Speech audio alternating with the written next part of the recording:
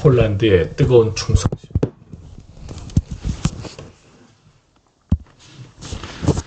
처음 노르웨이에 와서 노르웨이 얘기를 참 많이 해요.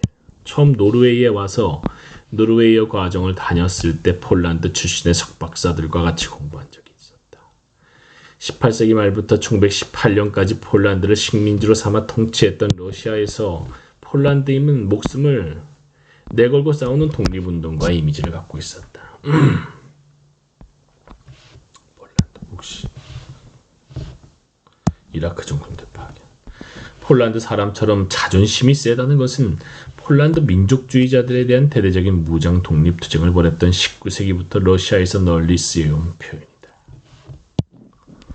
그러나 그 폴란드 그부들은 곳곳드생 자존심으로 살아가는 19세기 러시아 고전 소설 속의 폴란드인과는 너무나 달랐다.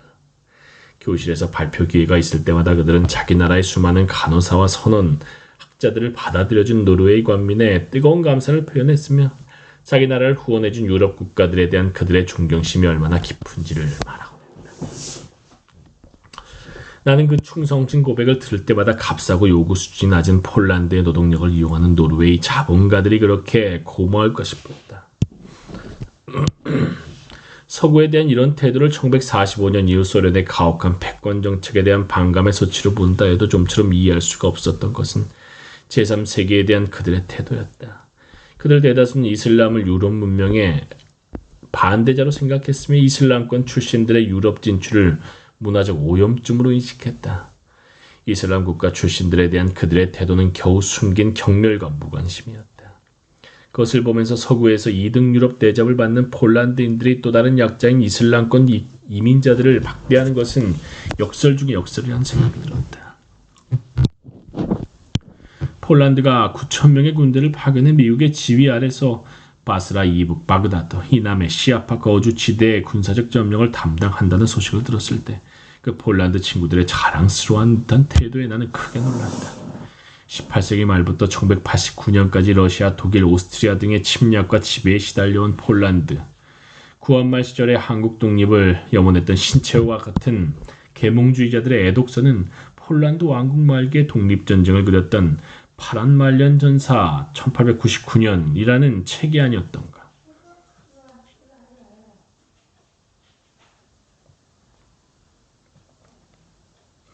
굴복을 모르는 국민, 폴란드의 제2차 세계대전 시절 반파쇼 투쟁은 해방공간에서 지식인들이 신천지와 같은 잡지에서 가장 즐겨 읽던 것이 아니었던가. 그 폴란드가 지금 미, 영과 함께 이라크 점령 통치의 3대 원흉 대열에 온 것이다. 그러나 또 한편으로 현재 폴란드 정부, 아이러니컬하게도 공산당 계통의 좌파 정권이다. 폴란드 정부의 대미 협력 행위에 대한 대다수 폴란드인들의 지지와 노르웨이어 과정에 있던 폴란드 학생들이 보였던 제3세기에 대한 경멸적인 태도는 연관이 있다. 세계체제론의 시각에서 이라크로의 군대 파견에 대한 폴란드 정부의 열정과 비서구 지역들에 대한 많은 폴란드인들의 일그러진 태도는 어느 정도 이해가 되기도 한다. 연간 1인당 국민소득이 4,500달러를 넘지 못하는 폴란드는 자본주의 체제 약자다. 특히 평균 7.7 헥타르밖에 토지를 가지지 못하고 기술이나 재정 면에서 서구 농축 산업업자들에게 밀리지 않을 수 없는 폴란드 농민, 전체 국민의 20%가 농민이나 증가하는 실업자들은 별다른 희망 없이 절대적 빈곤 상태에 있는 것이다. 이미 서구 상품과의 경쟁으로 농업과 중공업이 사상 최대의 위기를 겪고 있는데 유럽연합이 결정한 대로 2004년 5월 폴란드가 유럽연합에 가입하고 나면 소외층은 더더욱 어려질 것이다.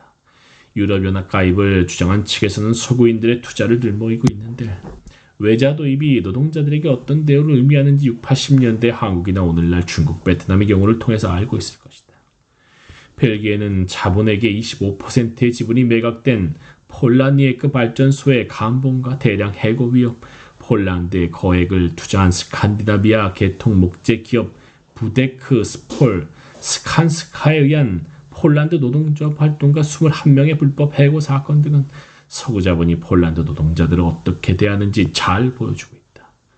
폭력을 휘두르면서 농민의 데모를 과잉 진압하는 폴란드 경찰의 추태를 보면 한국과 폴란드의 노동자 농민들이 서로 충분히 동병상련의 정을 느낄만 하다는 생각입니다. 그러나 유럽 자본의 위계 질서 밑바닥에서 착지와 멸시를 당하고 있는 폴란드 대중들은 왜 침략 전쟁에 폴란드 군대를 용병으로 보내는 정부에게 분노하지 않는가? 어려운 처지에 있는 그들은 왜 훨씬 더 형편이 어려운 이라크 민중들을 향해서 공감의 눈길을 보내지 않는가? 왜 그들은 상당수 제3세계에 대한 서구인들의 편견을 답습하려 하는가? 폴란드 대중들에 대한 순치의 비결은 서구 미국의 세계 전략 중 하나인 분리통치에 있는 듯하다. 분리통치. 세계 자본주의의 주변부에 머무르고 있는 폴란드는 2004년에 유럽연합이라는 세계체제 중심부의 국가연합에 가입하면서 사회 정치적인 차원에서 이라크 등지와 완전히 다른 준중심부 영역에 속하게 될 것이다. 그렇다고 해서 당장 진짜 유럽인의 대접을 받는 것은 물론 아니다. 유럽연합 가입 조약에 따르면 가입 이후 5년 동안 폴란드 이주 노동자들이 가장 많이 찾는 독일과 오스트리아는 부분적으로 폴란드인 고용을 제한할 수 있다. 그 후로도 차별이 없어지는 것은 아니다. 또한 폴란드 농민들이 받을 보조금은 서구 농민들이 받는 금액의 40%에 불과하다.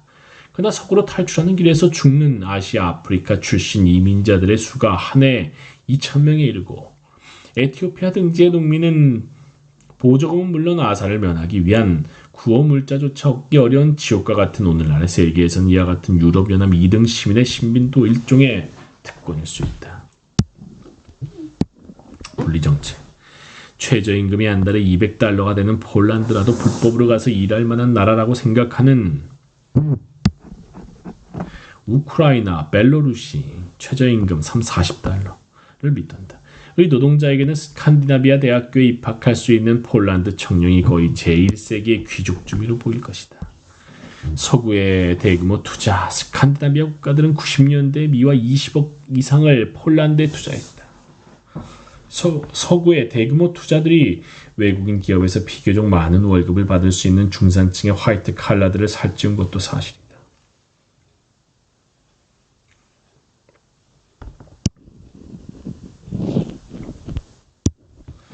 이러한 상황에서 서구의 문명적 우월성과 비서구의 태생적 문화적 열등성을 설파하는 우파 언론들에게 세뇌까지 당한 상당수의 폴란드인들은 부자 클럽에서의 2등 회원권을 커다란 은혜로 보고 서구 주인들 이상으로 아시아, 아프리카 대중들에게 우월한 고자세를 취하려는 심리를 이해할 수 있다. 유럽연합의 프랑스와 독일이 미국의 이라크 침략을 반대하는 것을 폴란드 대중도 알지만 아직 서구와 미국을 동일한 문명의 공간으로 상상하는 한 유럽연합에서의 가입과 대미 군사적 협력을 호환 가능한 전략으로 생각하고 있다. 이라크 자원의 약탈에 동참하려는 기업인들의 독촉을 받고 있는 정부는 이와 같은 분위기를 이용하여 파병의 대가로 자기 몫을 챙기려는 것이다. 거기다 미국과의 유대관계를 과시함으로써 유럽연합 핵심 국가 프랑스, 독일과의 국가와의 관계에서 몸값을 높여보려는 계산까지 깔려있다. 물론 폴란드에서도 이라크 침략과 점령에서의 참여를 신랄하게 비판하고 시위하는 진보 세력들이 있다. 그러나 우리도 이제 유럽인이 된다는 것에 도취된 분위기를 바뀌는 아직 역부족인 셈이다. 폴란드인들은 불길한 조건으로 독일이나 노르웨이의 기업주를 위해서 땀을 흘리는 것을 이제까지 은혜이자 특권으로 생각할 것인가? 이제 유럽연합이 가입하여 좀 더 많은 폴란드인들이 서구의 차별적인 현실을 직접 겪게 된다면 환상이 무너질 가능성도 있다.